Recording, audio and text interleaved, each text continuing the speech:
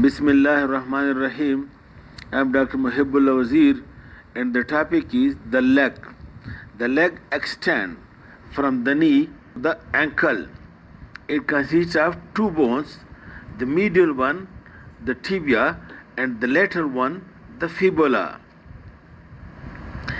And the tibia, the medial bone of the leg, is actually synonymous with the lateral or radius of the upper limb, and the lateral bone of the leg or the fibula is synonymous with the medial bone or ulna of the upper limb. Now the leg is being surrounded, the leg muscles are being surrounded by a thick, deep fascia, and this deep fascia consists of two important structures, and these two important veins or vessels. This is number one. Look, this great saphenous vein, and number two, the short saphenous vein. These veins, the short saphenous vein and the long or great saphenous vein, are important for the fact that clinically these being used for grafting in the cardiac surgery, and then these are the common site of the varicose veins of the leg, this great and the short saphenous vein. This disease or varicose veins you will come across commonly. Then when you remove the fascia, then you will see the muscles, and note the point that the leg consists of, look, one septum being attached to this anterior border of the fibula. This is anterior intermuscular septum, and one septum is attached to this posterior border of the fibula, which is posterior intermuscular septa. In this way, this anterior and posterior septum divides the leg muscles into three compartments. I show them. You look over here, please. Look, one compartment, this one, which is this compartment, look, which is the anterior compartment. Look it, this anterior compartment or extensor compartment.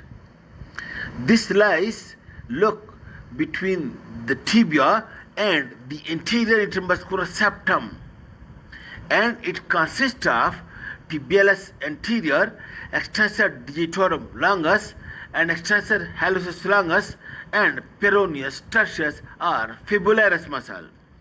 And over here is the intermuscular septum, which is being attached to the anterior border of the fibula, and separate this anterior or extensor compartment from this lateral compartment. And over here, the nerve of this anterior compartment is the deep peroneal nerve and the anterior tibial artery. This anterior compartment is being supplied by the deep peroneal nerve and anterior tibial artery. Then look, this lateral compartment, you can see over here, in this lateral compartment there are two muscles. Look, the peroneus brevis and peroneus longus. This is also called as peroneal compartment and lateral compartment, and it is bounded over here by anterior intermuscular septum and over here by posterior intermuscular septum, which is attached to the posterior border, and the nerve of which is superficial peroneal nerve. And the third is the posterior compartment. The posterior compartment consists of very strong muscles. Look, this is gastrocnemius, and this small muscle, this is plantaris, and when you lift them up deep to it, you can see a very big muscle which is soleus, and then this is superficial group of posterior muscles, and then look again, this is this is gastrocnemius, two heads, and see the ten of plantaris, and this big muscle is the soleus muscle. And when you remove this soleus, then you will see the posterior compartment, deep group of posterior compartment that consists of tibialis posterior, extensor, flexor hallucis longus, and flexor digitorum longus. And the nerve and artery of this compartment is the tibial nerve and posterior tibial artery. Tibialis anterior in the anterior compartment, tibialis posterior in the posterior compartment. Extensor digitorum in the anterior compartment, flexor digitorum in the posterior compartment. Extensor hallucis in the anterior and flexor hallucis in the posterior compartment. Deep group of posterior compartment.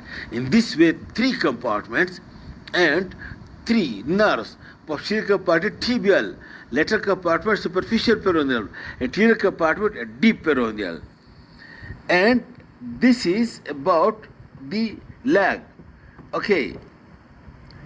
Then we will discuss each compartment separately and hope it will be easy for you. Thank you.